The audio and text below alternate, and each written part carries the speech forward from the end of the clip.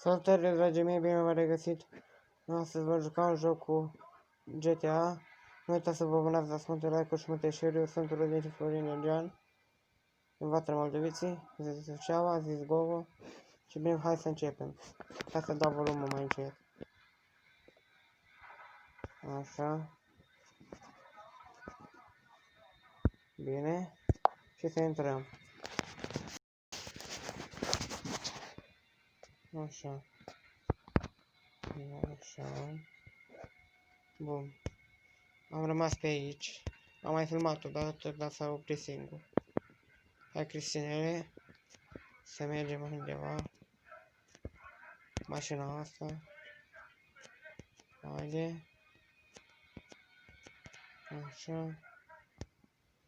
Hai să oprim. Să oprim. Aici. Aici. Mă scuzați, dragii mei, să uite televizorul.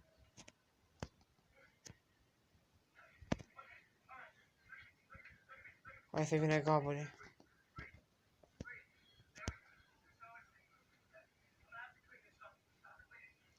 Hai să vină Gabule.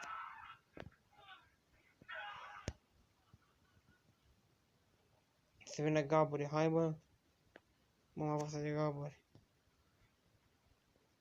Haide bă. Veniți mă, așa. Opa, mai am 8 gloanțe.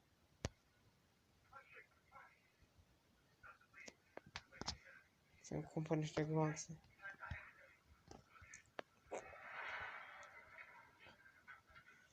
Stați așa.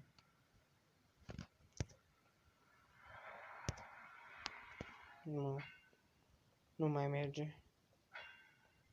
Să vedem. A mers? Da.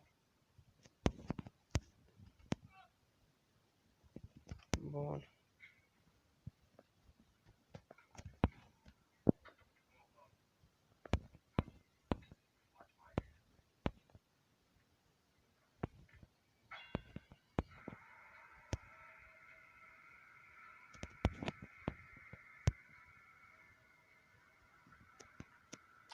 Bă, fată, tu dai în mine? M-au și omorât. Of. Of, Doamne. Hai, Cristine. Hai, tată. Ce să facem? Orașul e tare, e foarte tare. Îi pun numele Cristinel pentru că îmi place. Așa le pun la toți. Numele. Da. Pac. Luăm mașina asta. Bine, ne cu spatele. Și învârtim. Opa. Sigur că e mașină rezistentă la accidente și de astea. Da, nu uitați să vă abonați la canal, să-mi dați multe like-uri și comentarii, să strângem 500 de like-uri. Vă rog eu frumos din suflet, fanii mei. Mamă. Știu că am cântat urât cu melodia aia, că vă dau, o să-mi șmecher mafiot. Da, am cântat melodia aceea. Da, am cântat-o pentru că sunt mafiot și șmecher. Nu, în apă, nu. Ce ai făcut, nenică? Fratele meu. De pe apă ne-am băgat-o, cum mai ieșim? Cum mai ieșim, frate, de aici? Cum mai ieșim? Cum mai ieșim? Nu știu. Hai să încercăm să mergem pe aici. Poate găsim o barcă. Da.